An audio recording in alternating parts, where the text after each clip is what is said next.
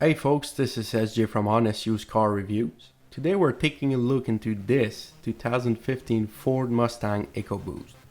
This car could be briefly resumed as a required ill-needed car.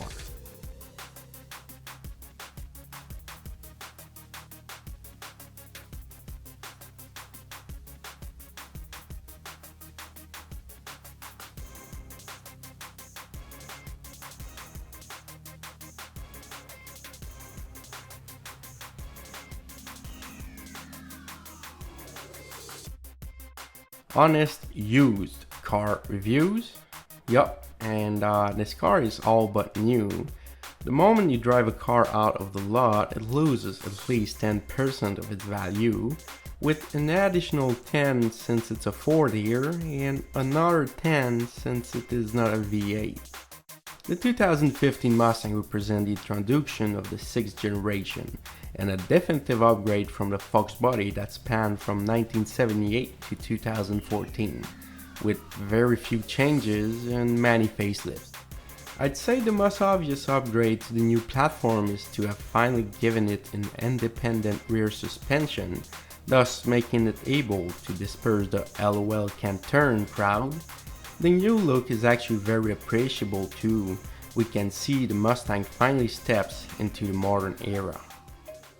The Ecoboost model features a Turbo 4. It is similar to the old Fox body and package, but much different in application. The interior feels very good. It has a lot of features like a backup camera and 2 back seats. The material used is nice, and the retro styling given by the gauges and the ornamental plaque are well introduced. Yet 1964. Already 51 years we have had the Mustang on the road, and the second time we have a turbo 4 cylinders. Last time was in the 80s, and if you don't remember, don't worry. The Mustang features the all-new Ford's 2.3-liter turbo EcoBoost engine. Wait, all new? I'd like to refute that, but we first need to take a look at the Flat Rock plant where the Mustang is being built. Prior to the installment of Ford, the Flat Rock plant operations were carried out by Mazda. More specifically, they built there the Mazda Speed 6 with a 2.3-liter turbo engine. As it stands now, it is probably just a coincidence that Mazda forgot the molds and blueprints when they're cleared off, and a Ford engineer doing the initial cleanup at the location got his paws onto it.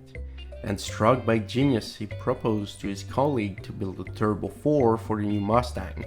Of course, reactions were most likely violent on the idea to destroy the purity of the V8, as if the V6 was not worse.